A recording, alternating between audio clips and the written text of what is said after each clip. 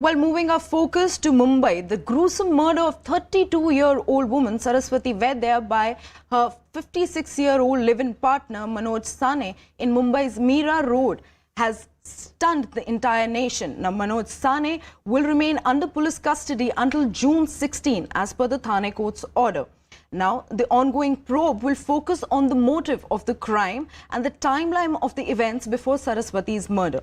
The Mumbai police has so far recovered 13 body parts of the victim and the search for the rest is underway.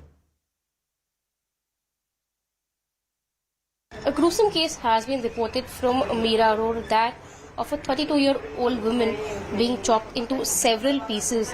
Where right here, this was a residence from where cops recovered say more than 13 body parts last night. In fact, the matter was reported by neighbors who said that they would feel a stench since the last 2-3 days. In fact, they've also said that these people would not really speak to anyone. We have one of the neighbors with us. We'd speak to him and understand as to what really happened.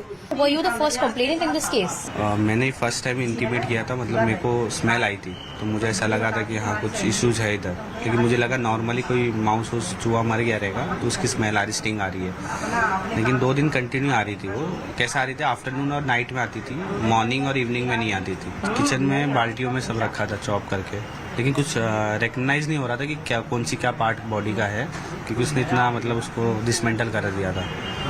खाली एक thighs दिख रहा था, जो शायद thighs था कि नहीं था, लेकिन वो बाल्टी में से रखा था तो लग रहा था थाइस है वो।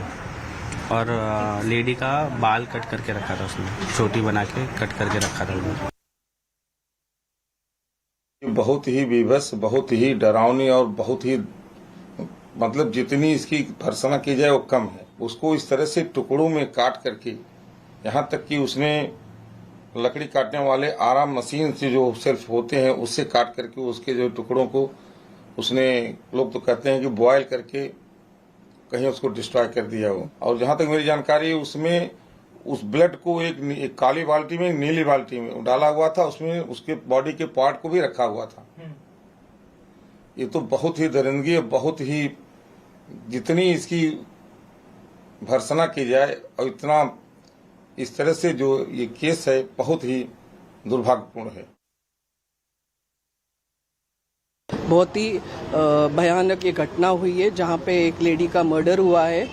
साथ में रहते थे लिव इन रिलेशन में, औरत मर्द, और जो मर्द है उसने उसके टुकड़े टुकड़े कर दिए 4 तारीख को, लेकिन क्योंकि वो कुछ बात आ रही थी तो अड़ोस पड़ोस के लोगों ने पुलिस में बताया, तो फिर वो हमको यहाँ पे कल 7 तारीख को शाम को 7 बजे पता चला। तो पुलिस ने शाम को से सुबह तक 5 बजे तक उधर इन्वेस्टिगेशन किया। नीचे वो लोग ने पुलिस को भी रखा था, तो 10 बजे उसको पकड़ा अक्यूज को, क्योंकि वो घर पे था नहीं, बाहर गया हुआ था। वुमेन्स विंग्स की तरफ से सेफ्टी और डिग्निटी जो वुमेन्स की है वो रहनी चाहिए। इसके लिए क्या क्या गवर्नमेंट कर सकती है, और हमने पुलिस को भी अभी कहा है कि इधर जो पेट्रोलिंग है और जो सोसाइटीज है यहाँ पे सब अलर्ट कर दो। बीच में कुछ अनबन हुई, इस वजह से उन्होंने शायद से झगड़ा होके ये हुआ है।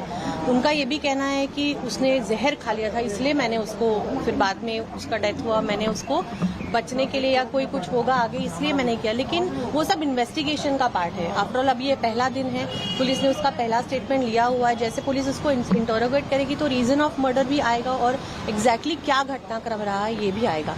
इसमें गौरतलब ये है कि इतनी बड़ी सोसाइटी में जहाँ घर लग लग के है, इतना बड़ा इंसिडेंट हो जाता है, लेकिन सोसाइटी में पता नहीं चलता, जबकि पता है कि महिलाओं के खिलाफ इतनी सारी चीजें हमारी सोसाइटी में चल रही है। अपील महिला आयोग की तरफ से ये भी रहे कि हम थोड़ा सजग रहे।